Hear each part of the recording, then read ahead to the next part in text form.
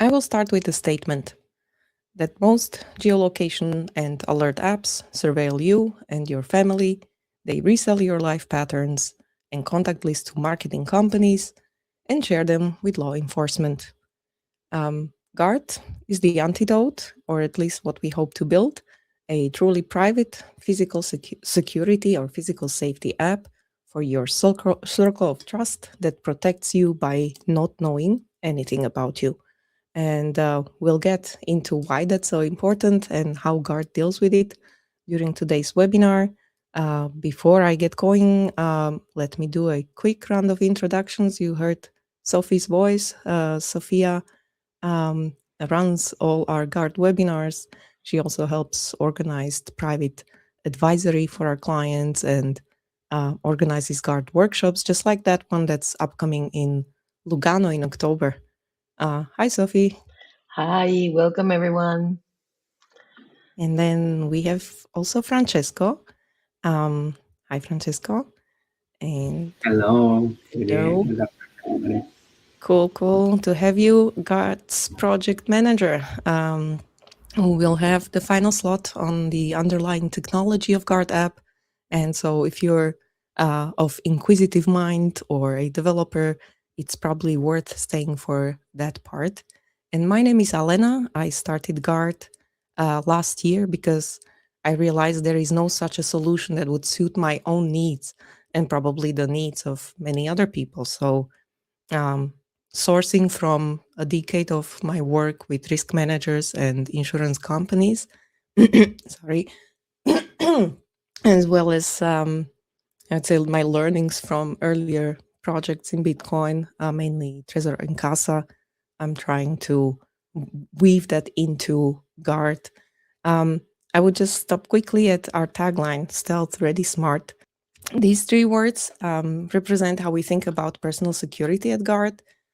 We don't pursue the bodyguard and armored car fantasy. We're not teaching people to carry a weapon or practice in a shooting range, but we take more of a practical approach to protecting yourself, your family, and your assets in a world that honestly gets increasingly uncertain, um, and where the threats are increasingly data driven and AI powered. I would even say AI super powered. Um, so as I researched available alert app solutions on the market to find some for my family and myself, I realized several crucial problems they all share. And that's basically why Guard App was born and what motivated me to try to do it better. Um, the first underlying issue is that all of the legacy alerting and location sharing apps out there do not address personal safety as a real world problem. They basically send out a help with the location, they update the location pin. Sometimes they have other cool features, but they leave the alerter without the preparation, and they leave the first responders with anxiety and no clear steps to follow. So when you look at what actually is happening on a safety journey that should be successful is first determining who am I? What is my risk profile? And answering the question, who am I? Like, am I a business owner? Am I a family man, a coworker? Do I travel to jurisdictions with lesser safety? Am I protecting wealth of a fund, for example, of investors? Am I working, with a corporation, speaking at conferences, and so on? And then, who are the likely attackers? For most people, that could be just opportunistic muggers and burglars. Sometimes disgruntled business partners or ex-wives, or it could be criminals aiming at extortion. That's an option. And the other question is then, what are the assets to protect? What am I likely to lose should they succeed? Starting from the most valuable assets, the family, partners, friends, through valuable documents, different digital assets, including crypto, funds in a bank account, account access, and so on. By determining all of this and creating the risk profile, it will become clear what do I need to prepare against or for? You can then prioritize steps to take and not try to prepare against everything and be like this tinfoil hat man. But also it allows you to not overlook crucial risks. And so this is I tweeted today that I'd like to put KYS over KYC. So instead of trying to secure people and businesses with KYC, we should try to know yourself, know thyself, and then prepare for your personal situation. If the preparation fails and you find yourself in a tight spot, that's the moment to trigger the alert, right? And this is the point where most of these apps start and end. Sometimes they do have some response, which is cool. I will talk about that later. Sometimes they don't.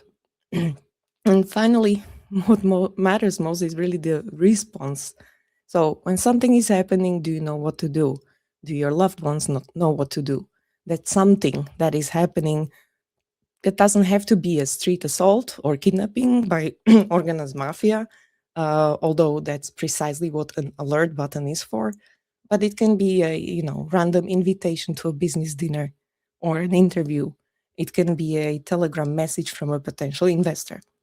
It can be that your partner didn't return home on time, and so, or your father didn't check in with you for a few days. And so knowing how to respond to different triggers is the key of step 2, the preparation. Like that's where you should get these questions answered. And at Gart, we work around this model, basically. We understand that producing just a trigger tool alone isn't enough. And so we cover all steps of this journey of personal safety preparation. First, we help our clients to go through so-called personal threat assessment. The PTA process basically helps them to understand what the stakes are for them and prioritize their to-do list. Then preparation in our terms means implementing some tools and incorporating simple daily habits. Both of these steps, the know yourself, aka risk profiling, as well as the prep work, is done during our private advisory or training sessions. So it starts by looking at your digital security, so having a secure phone, a laptop, securing access rights, to securing digital assets or Bitcoin and so on. The culmination, though, of the entire preparation is writing the response protocols, which can then be smoothly executed. So we do the trainings, we do the personal threat assessment, and it's something that, to a large extent, you can do on your own at home, or just seek help from some expert. And then, of course, we have the trigger mechanism that for now is the button in the Gart app that can share your geolocation and also a personalized response protocol. And this is how I would say Gart distinguishes itself largely from other apps. By the way, these steps are not one time and not linear. They should be regularly revisited to notice that maybe your risk profile has changed and that you really have all your ducks in a row, as we say, on the physical, digital, and habitual level. Every major location sharing tool has the same structural problem. They are a custodial provider sitting between you and the people you trust to help you. However, they do that with mostly real-time tracking. This architecture is built to harvest the data, honeypot it, and it's extremely sensitive personal information on you and your family. So it deserves more attention, or at least the privacy aspect of these apps deserve more attention. We will be comparing some geolocation and alerting apps, but obviously everyone knows Google and Apple Find My and maybe Live 360. They all store the movements, some of them more securely than the others. but basically the data can be breached, can be retained indefinitely, can be handed over to law enforcement or unwillingly to criminals. And that's not a potentiality, that's a reality. For example, Live 360, that's a platform with the worst historical record on the privacy level. They have been, it was discovered during some public hearing that they have a server, a platform where they share users' location data to law enforcement, but it turns out their main business model is selling data to data brokers. So selling within 20 minutes of happening. Anonymized, they claim, but it turns out it's not so difficult to de-anonymize and just having a few data points. And this can be potentially a big problem. Another thing that I want to mention, and I talked about EDRs in the past on different occasions. EDRs is a emergency data requests, and it's a standardized procedure used by the authorities to request data on suspects or lost persons, expediting basically the data handover through the claim of life at risk. And hackers have figured out that if they take a law enforcement email address and the EDR forms, if they fake them, they can get access to about any data from your provider, including your whereabouts, your social graph, your life pattern. And this has been reported on numerous occasions, and it's really hard to change that because this is structurally impossible to change. What else would I mention? Okay, so that basically was a few questions that we decided with our team, and we agreed that there have to be these three things that must stay hidden from a geolocation app in order to provide a good private service, and basically the core information that an alert app needs to be delivering, and that's who sent the alert, who receives it, and where the sender is. So we compared mainstream apps that have some location sharing capability, which takes us to the second part. Really, again, if you guys have any questions, feel free to jump in. If I say anything that you would like to counter, I'm all ears. So let's see. We will be looking at these. You definitely know the first two at least. They're not all the same. They have different capabilities, but they have some working around the geolocation. So Apple Find My locates Apple devices AirTags and shares location with chosen contacts. It's end-to-end encrypted pretty decently and works on around 1 billion Apple devices. It has possibly the strongest mainstream privacy. However, your identity is welded into the Apple ID, so Apple can see the location, but it can compile data that can be quite extensive and definitely have been the center of attack of these hackers with false EDRs. Google Find Hub. It's basically the same thing for Android devices or similar. It's built in to 3 billion devices around the world. The encryption should be covering the device finding and not the people sharing and location history, because those live on the Google account, and so most subpoenas will probably just reach it easily. Then there's Live 360. So Live 360 is an always-on family tracking. It has some really cool features, crash detection, driving reports. It's pretty neat. The problem is that the entire business model of that company is selling data to brokers, so it may not be perfect for certain users. And then there's SnapMap by Snapchat. This is pretty good privacy location sharing. but it's easy to send out the location and keep sending it out to all friends. May not work so great always in the social context, right? Then there's Citizen, which is a different kind of scenario, different use case. They are basically doing live alerts when emergencies or active shooting or stuff like that is happening. So they do that. They have a background check, background location always on. They've been proven to pretty much not follow their privacy policy standards. What else do we have there? So there's Glimpse.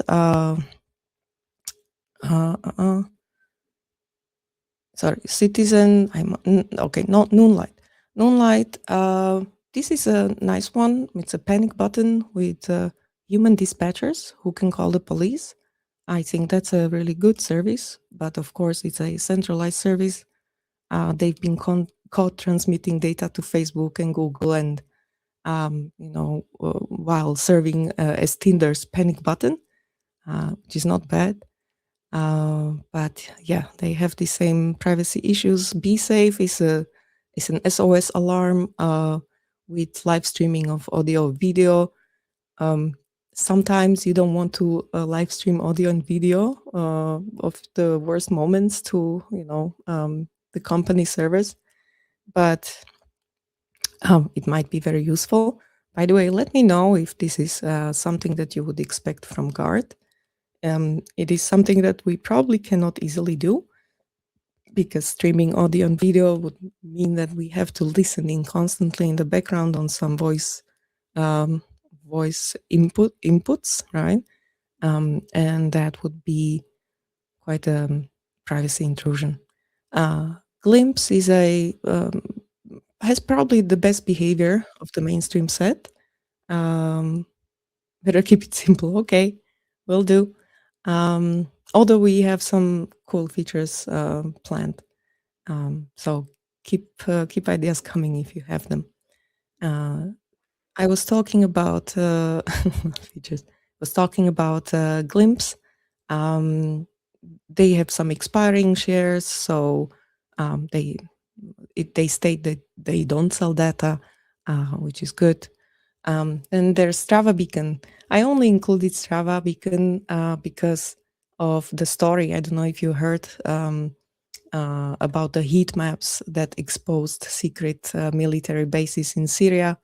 And that's just because they simply create these public heat maps of the users. And so discovering where Macron's bodyguards are jogging in the morning is not so difficult. And then discovering the pattern of life. And this is something that, maybe you don't care about politicians, maybe you don't care about military bases, but you probably do care about your family. That's why you are in here today. And so, yeah, the pattern is the same, critical server infrastructure. So the first thing, and I will try to run a bit quicker, the first thing we looked at is KYC, right? Do these companies require any phone number from you, email address, name? Some even want an ID, and they basically mostly fail in this category, as you see.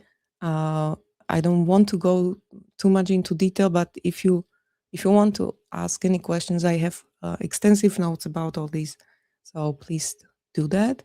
Can these apps create a server-side social graph? That was another thing, and this one is really important because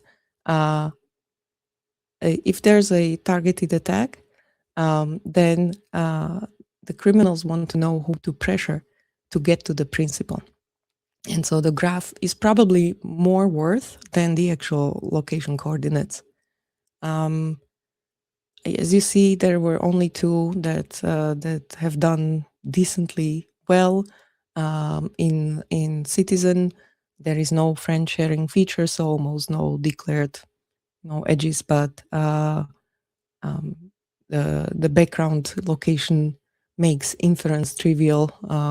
If you are at the same place every night, you commute the same way, you are present at the same places, then the graph exists, even though the users never drew it for themselves. You can set some alert zones and declare family place directly. So there's a lot of metadata that can be taken.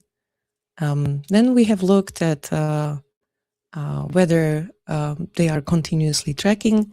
So a few of them are fine. Most of them have also very long data retention. And that's a problem because the longer you keep the data, the more it is likely that the data could be requested and either to law enforcement hand it over or to the hackers, which can represent a crime syndicate. It can be a corporate espionage, right? Trying to find information on you and your family, or some disgruntled and highly motivated partner. Yeah. And then this is the longevity that I talked about. And this is whether they are officially selling or sharing with third parties. This again, Apple, Google. Apple is decent here. I'm guessing they use some data of Apple IDs for their own marketing. Google, not so great because they have the richest single data set in the history, from Google emails to all the drives and all the services. So everything under one account just creates simply a huge honeypot, and the EDRs function there. And Google is also the number one most attacked company through these fake EDRs.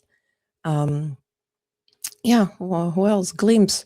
Glimpse only basically sells or shares at the one request at a time. So if active, if the users are active, they have that log, but they have a short retention. So that's why they came out pretty decent. And then finally, no centralized server. Why is this important so much? Not just for the continuity of the service, but in our threat modeling, we imagined an ultra high value target. That can be about anyone, two investigative journalists or some politician, right? Someone who rug pulled their clients, investors, a successful businessman, or an entire team using the same tracking technology. So let's imagine a high value target, and the attacker learns the alert they're using. And so they might simply attempt to DDoS the provider and get hold of the victim while they cannot trigger alert and do anything about it. My guess that Apple and Google might be the strongest here, but I may be wrong. And like last week has proven me that we keep being wrong on security. So this is a theoretical point, but basically illustrative of what's inherently wrong about this kind of architecture. So again, drop your comments in the comments, and just simply raise your hand to talk if you want to.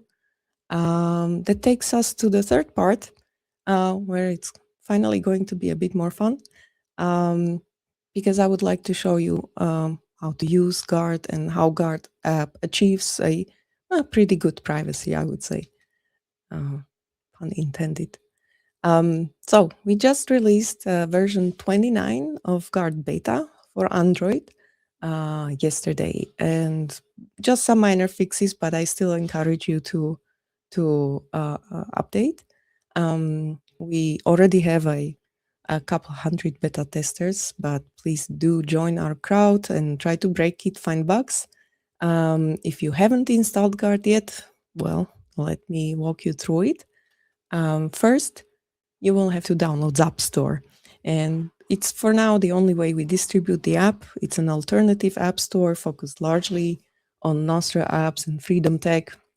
But to be honest, like the reason why we chose it for us to publish, it was just easier and quicker to publish than anywhere else. So go. I still recommend to use it. So the Gart app has check marks. Oh yes, and we will explain why later. So go to Zap Store Dev, click download, install the Zap Store on your Android phone, then simply go and find Gart and install it. Easy, open, and there's the login page. And because Gart is using Nostr-based identities, it's not an identity that you may know from other apps such as username and password. It's a cryptographic key pair that has a public and secret part. We call it mpub nsec, or just Gart ID and the secret key. And so we use Nostr-based login. So if you have a Nostr account, just go ahead and log in with that one. For advanced users who have a remote signer, there's the option to log in with the remote signer. But we will assume today that we are completely new to this and never heard of Nostr, and that doesn't matter because you can simply create new accounts. Let's call you Alena for today. And by the way, this is a public information, so the username, your avatar, these are like social media profiles, very similar. So don't write something funny in your name. However, we do use a split key cryptography to divide your public ID from the keys that then manage your in-app actions. And this is not so much a privacy feature as it is a usability feature. I think Francesco will talk more about it later in this session, right? So after, Correct. yeah, okay. So after you get to the first and one-time permission screen, please do go through them. They are necessary for proper functionality of the app.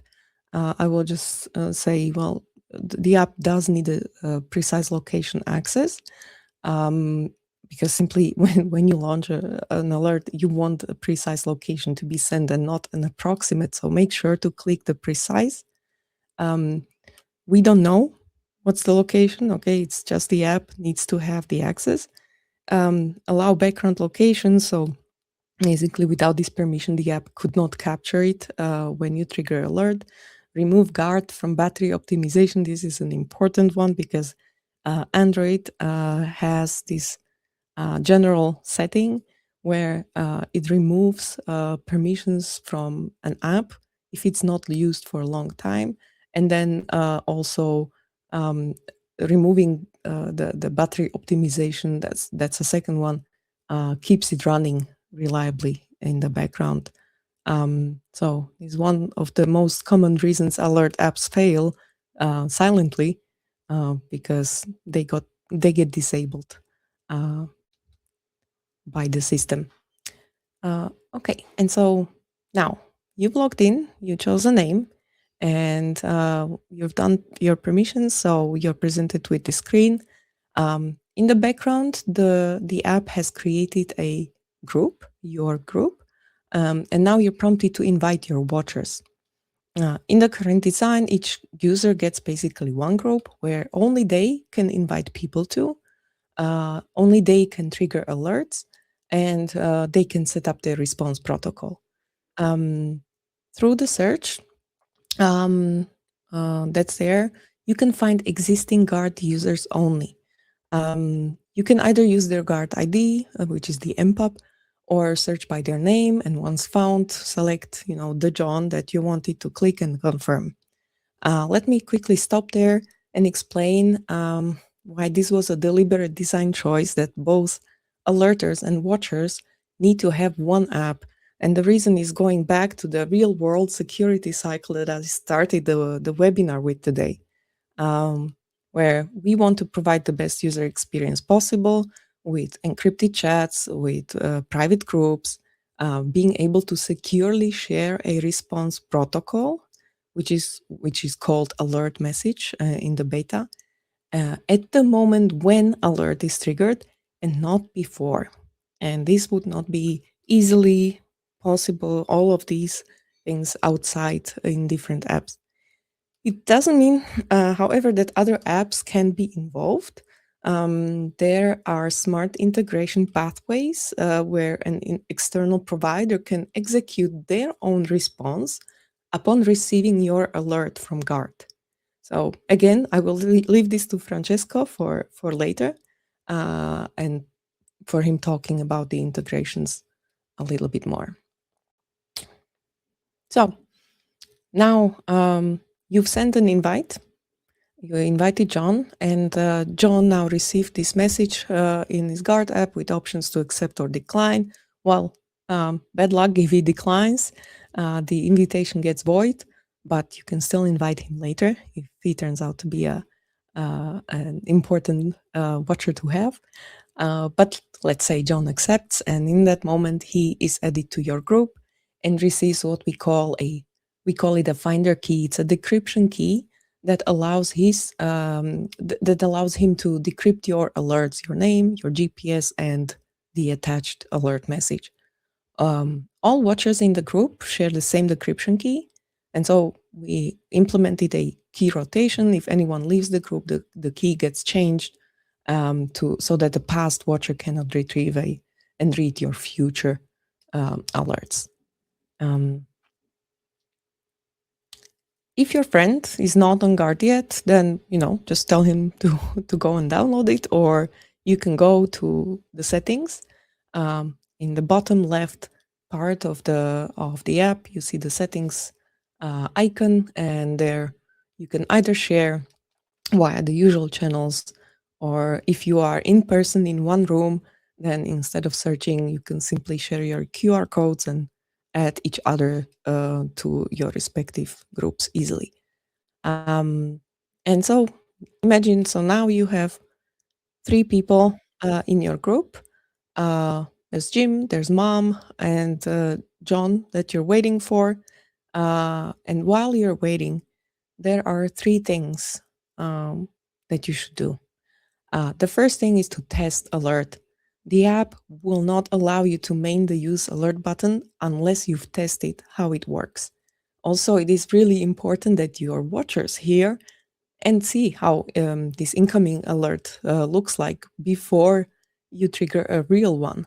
So you can test alert to the entire group, all active watchers, or just select individual members who will receive the test alert.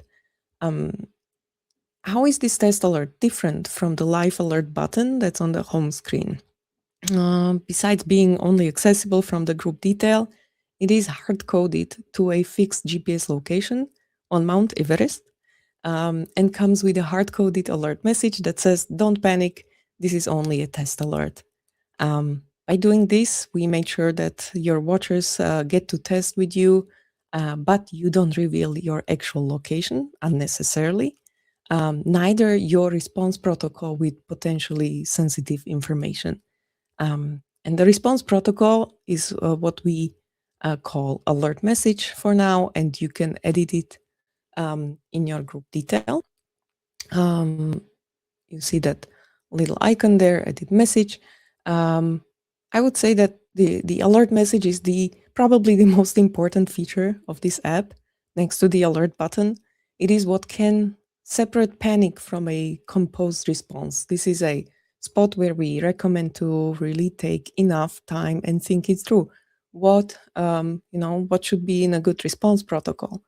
So when we run our private trainings, we help our clients establish their response protocols with a simple strategy. Each such protocol is basically crafted for a different scenario. But let's talk now about triggering alert from the app. And so the protocol for this case should answer the questions of who, when, what, where, why, and how. Let me explain. So the who should get alerted. This is already sorted out through your group, and who should respond. This is handled by the user interface, which I will show you in a minute. And um, that sorts out the problem who is acting on your behalf or in for your saving, and when to act. In your case, is when the trigger goes off, uh, and what is what the responders should do. And this is what the alert message should say: either call my lawyer, call the police, call my mom. I don't know. There's multiple options, but in like most jurisdictions, if it's crucial, I would say just call the police, and that's your best bet. We have prepared an alert message template for you. Please edit it to your needs. Really don't leave it as it is. In this screenshot, you don't see the continuation of it, but it goes through how to verify whether I'm under duress, uh, if duress was confirmed, uh, calling the police, and what to tell them. If something goes wrong, and you call the police and said, "Oh, Helena, I don't know. She raised alarm. She's not home. She might be in trouble." Then they may not react as promptly, or with the vigor that you would like, as if you come and say, Helena is a person of heightened risk due to her job. She has a response protocol in place, and an alert has been triggered from her safety app, and I'm her first responder. And in that moment, the response will probably be much swifter. So please take your time. This is a really important part. And if you need any guidance, call us.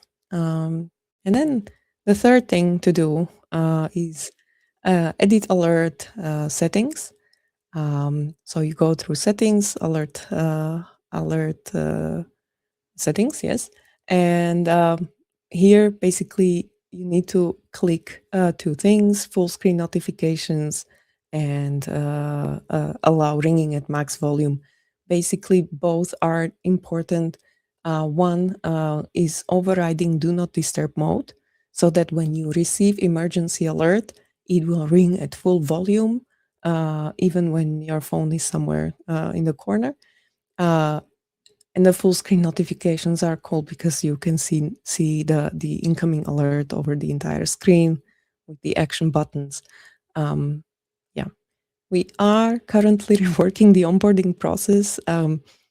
This is, for us, the beta is a proof of concept. We want to see it working. We want to get as much feedback from users as possible. And we already see that the user flows are not excellent. So we are improving that. Please do yell at us if you want any changes. We would love to hear. So these things you have already successfully done. So now you can fully use the alert button, which is on the home screen. It's a big space that it covers, so hopefully allowing you to, press and hold for 2 seconds. I think it's 2 seconds, right, Francesco? More or less. Yeah, that's around the time. Yeah. We don't know. We don't know if 2 seconds is too long or too short. By doing a shorter sequence, there's the risk that people will start triggering alerts by mistake. It's longer. It may be too much to be able in a stressful situation. So let us know in the comments what would be ideal. Or just try. Go ahead and try, and let us know if it's sufficient, too long, too short. This is a calibration thing that again needs to come from users and not from our desktop. When you want to stop the alert, you simply do the same for now. For now, it is a naive implementation, and of course, we are playing with several ideas on how to prevent malicious stopping by attackers. But here's the thing: we don't want to complicate things, as someone noted before, and so already once the alert went out, that's enough. it has to only go there for a split second, basically. And the watchers know something is not all right, so they can go ahead and respond appropriately. So attackers can be stopping as much as they want. The only downside is once it's stopped, the geolocation updates stop as well. Otherwise, I think there's every 15 minutes, if you let the alert going, every 15 minutes more or less, there's an update of the location. Again, something that for the future we can, change or allow users to change. Of course, there's more battery drain if it's more frequent. So finding an optimal range is also something that we would like to do. Okay, and this is how it looks on the other side. When Helena triggers alert, John sees this blasting and honestly quite annoying sound. We chose as annoying as possible so that it's not overlooked. This is over the lock screen. They can see who is alerting, and they have 3 action buttons. They can either open the location in their map app, they can silence and open the alert in the Gart app to coordinate with other watchers, or they can simply click I'm handling this, which is what answers the question who should act from your response protocol preparation. When John clicks this, all group members will see that John is handling this case. So John is now reading your alert message and making the call to verify whether you're okay or under duress, or just, accidentally triggered the alert. That can also happen. And this is yet another reason, for us to enforce one common app for both the alerter and the receiver. Because when things happen and you have some apps that fan out alerts through different channels to different people, and maybe they have some easier onboarding, but they lack a safe and encrypted coordination space. And it's really not good to send out alert to 20 people and have 15 of them calling you when something happens, and that might actually escalate things. So we actually recommend to keep your response group small and tight, choosing people wisely, not adding all your friends and acquaintances, but really picking a few. So let's imagine now John is trying to reach you on the phone, Signal, WhatsApp, with no success. He gives it a few attempts and then acts further. So basically, not answering your phone is yet another trigger. It tells John to now call the police. If the case turns out to be not an emergency, it's easy to explain. But if it turns out to be one, your watcher may have just sent help your way at the shortest time possible. And I think this is the value that Gart can help bring. That's it. That's the core of the app, the Gart alert. There's a couple of more things to note. If you've created a new account with Gart, it's important that you back up your keys. And there's through the settings page, go to backup, and there's 2 kinds of backup. One is a data backup, and this is happening automatically once per day. It stores your local app database encrypted to a Blossom server. Blossom server is a server that serves content to Nostr apps. Currently, we do run that server to simply be able to provide a good persistent storage of these backups. In the future, it might be possible to allow people to add another place where to store their backup files. But whoever knows Nostr a bit, understands that data persistency might be an issue, especially long term. And these alert messages, these response protocols, you want to set them up and have them for a long time. What is backed up in this backup? Your groups, who is members of the groups, tables, with information about the finder, the decryption keys, your settings. Yeah, maybe Francesco can add if I forgot something important. Yeah, it basically stores all the information inside the app, so that allows you to log in from older devices and like basically restore all Mm. the current status of your own app. Yeah. Everything is encrypted to your main Nostr identity, so the all the data is safely encrypted that nobody can access without the private key of your own Mhm. account. Yeah. So that's the backup. And then the second backup is of your login credentials that I already mentioned. If you logged in with Ember, obviously you don't have to do that. But if you have a new account, that's where you should go and save your login, to a password manager, someplace safe. Um, and finally, please, as I said, do and try to break it. Find bugs, unexpected behaviors, or simply if you have a feature request, just shake the phone while the app is open and report an issue to us. You can again send anonymously, removing your Gart identity completely. Optionally, attach some log files. We also do have a Signal group for beta testers. If you want to find some fellow Garters and Gartians and Garcianas, and or talk to our team, feel free to join the group. We would be thrilled to have you. We sometimes, share some upfront information there. And yeah, more information can be found uh, on gart.io/user-manual. Basically, here, unless you want to flood me with questions, I could hand over to Francesco, and I think he will start sharing his screen and talk about how Gart is built. Yes, I just shared the screen. I will ask for your confirmation if you see. Thanks, Alena. Do I have to confirm? Okay, I think you should be seeing my screen now. Mhm. Mm. Okay, so let's move on with the final part of this webinar. So in this part, I will guide you a bit into the hood of our app. So everything so far has been about what Gart does and our app works. Now I would like to show you in the simplest way possible how Gart is being built and why we decided to build it this way.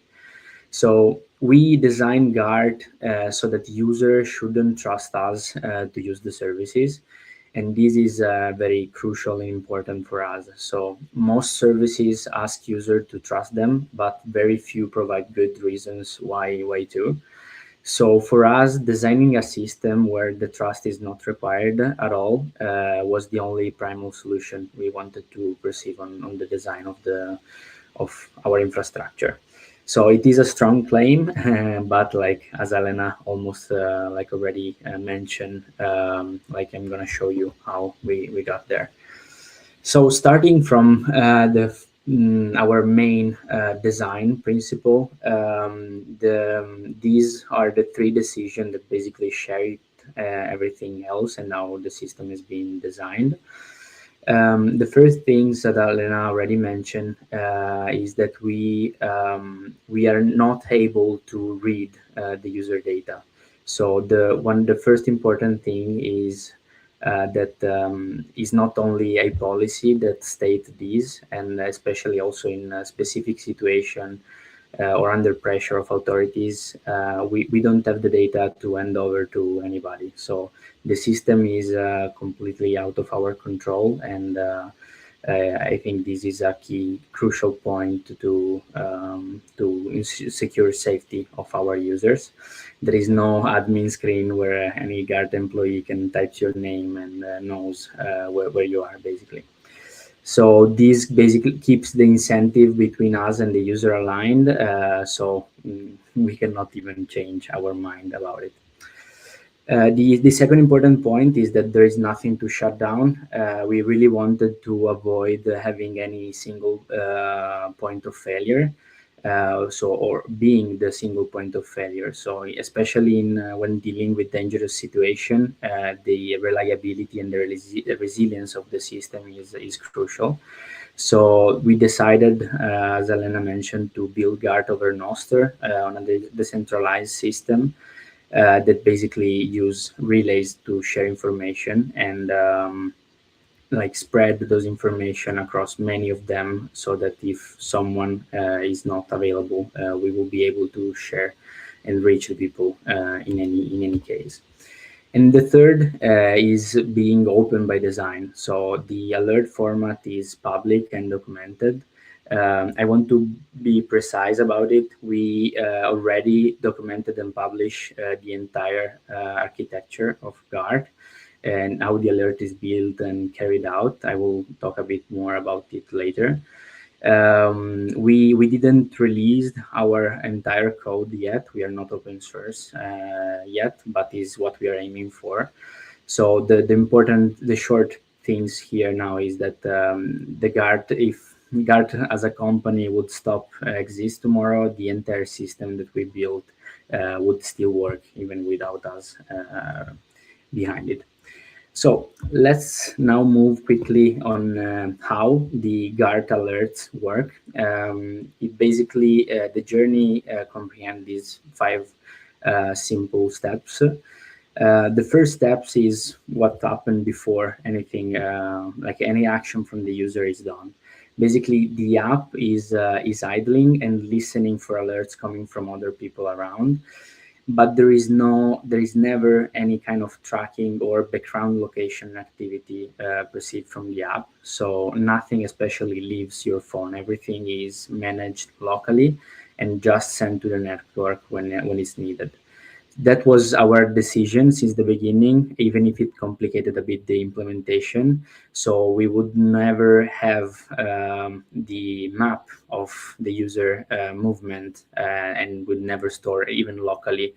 So we don't have this possible attack and this very sensible information on any place. The second step is the moment the user actually triggers the alert is the first moment in which the location gets read from the app. In this moment, the app gather the information from the GPS inside the phone and basically start build the alert message and information. They pack them together before sending it out to the people you want to inform that you are in danger. So the third step is actually the point in which we ensure those information are not readable by anybody else except for your watchers. So all the information before leaving your phone are encrypted and then shared to the Nostr network via the different relays on the fourth step. So like once it's properly encrypted, we share the events over the network, and this allows your watchers to receive it, and they will be the only one having the keys and information to like decrypt the message and gather the sensible information you're sharing in the 5 step. So this is how the alert works, and I want to now speak a bit more about the key management, as I mentioned multiple times about having those keys.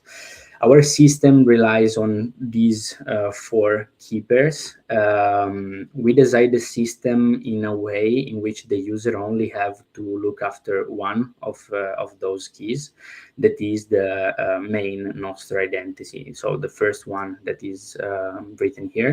So this is your key, your identity, and is basically the one that either you already have if you're already a Nostr user, so you can access with your own Nostr profile inside the Gart app.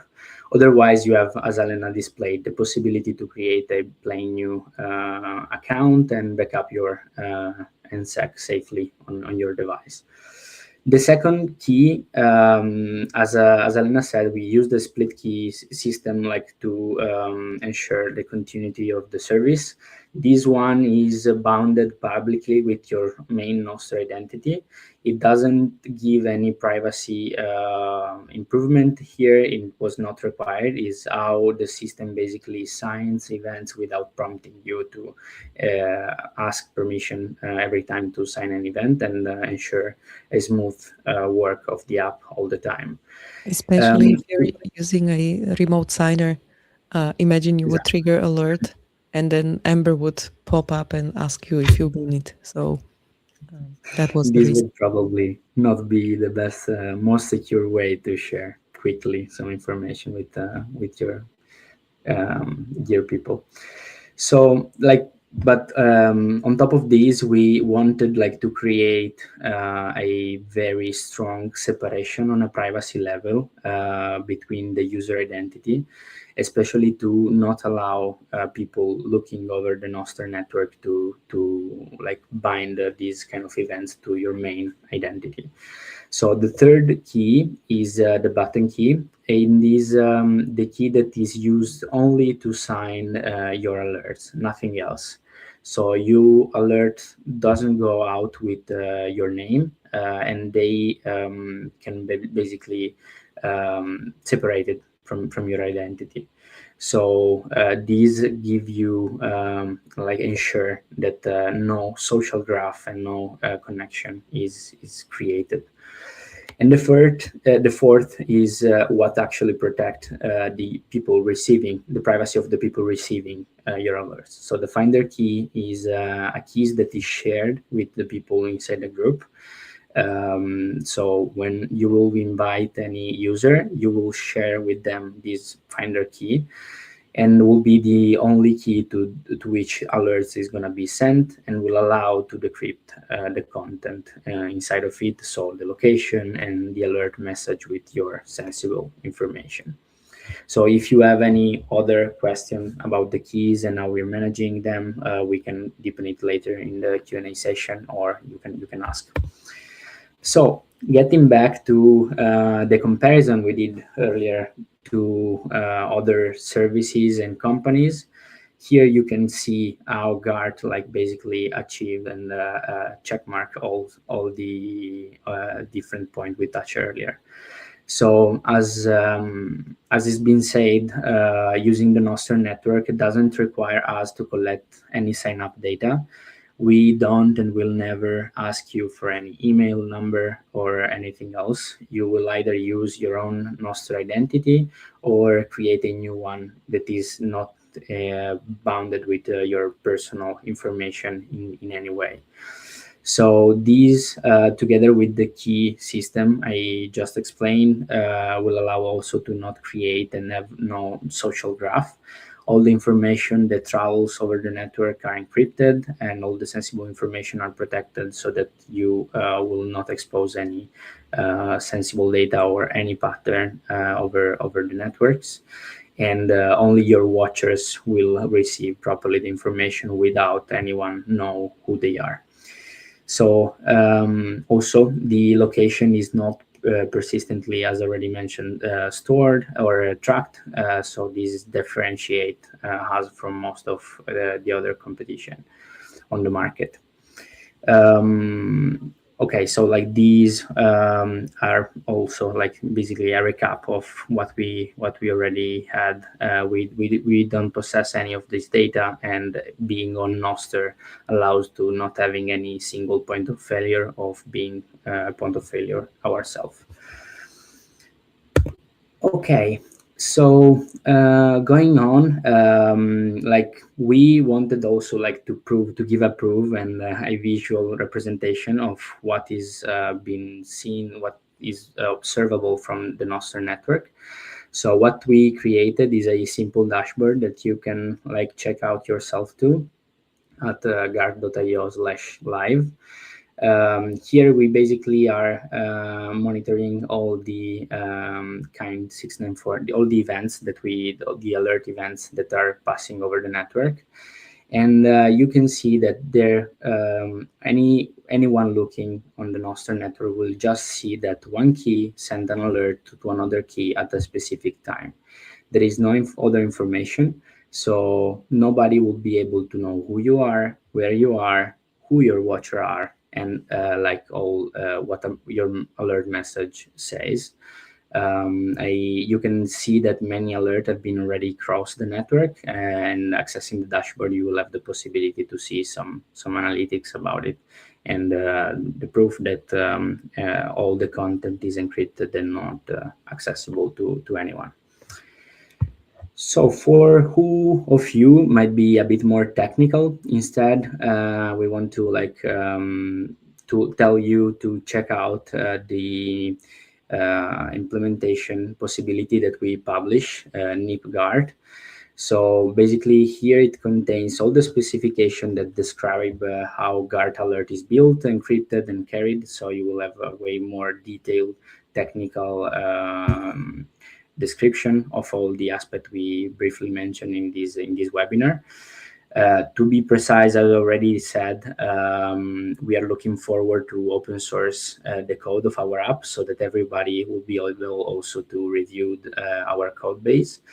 And I will not give you any data or yet, but it's one of the main priority down the line. So like down the road, so it's going to be one of the things that we are aiming to as soon as possible. So yeah, if there is a question, please jump in. I just wanted to know that Yeah, we're now focused on new features and rebuilding the architecture from ground up. I guess you have another slide about that, right?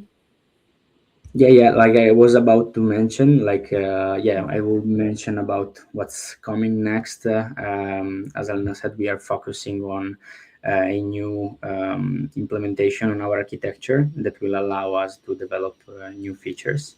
So it's what we are focusing on now, and I will give you a bit more information about it a couple of slides after.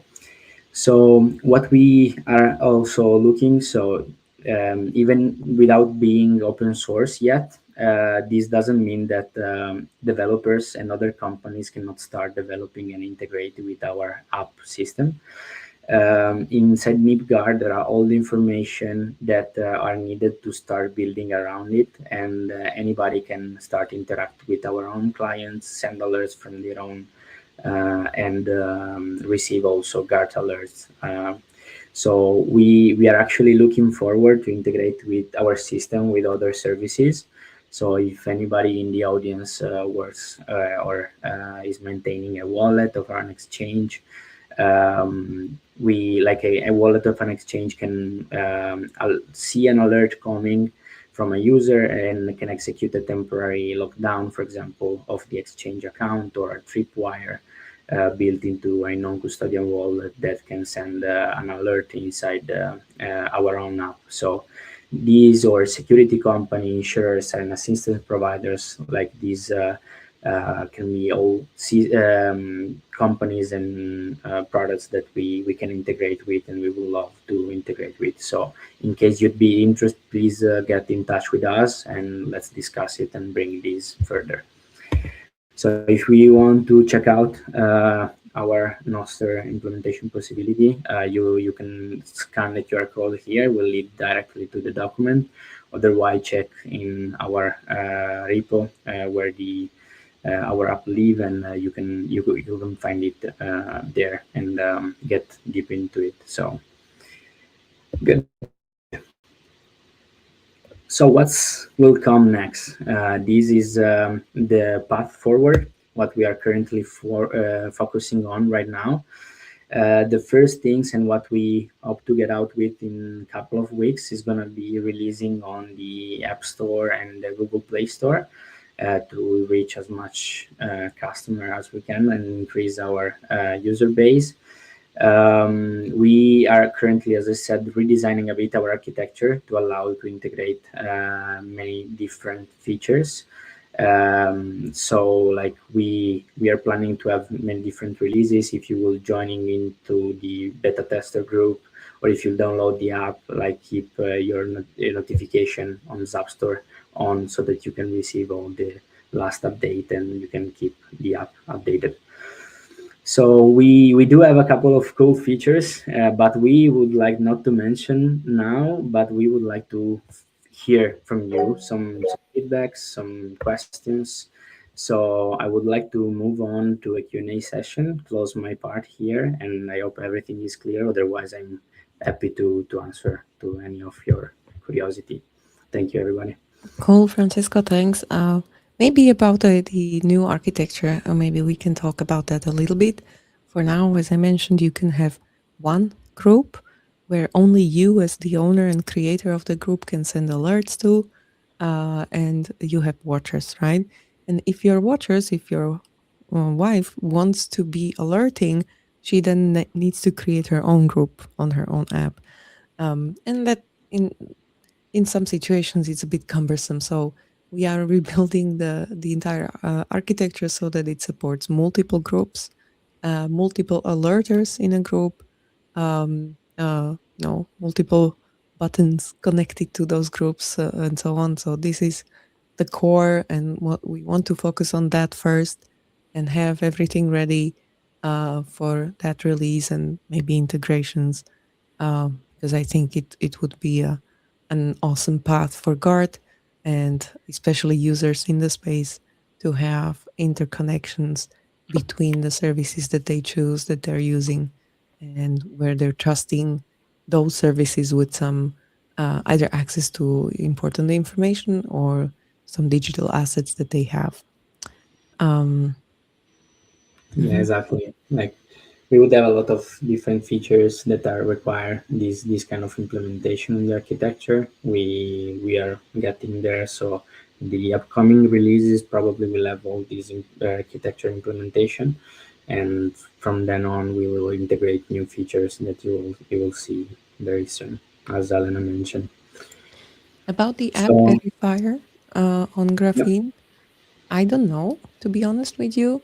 I think Zap Store is already verifying something. Is this app verifier, is that an F-Droid thing, or uh, is it an app?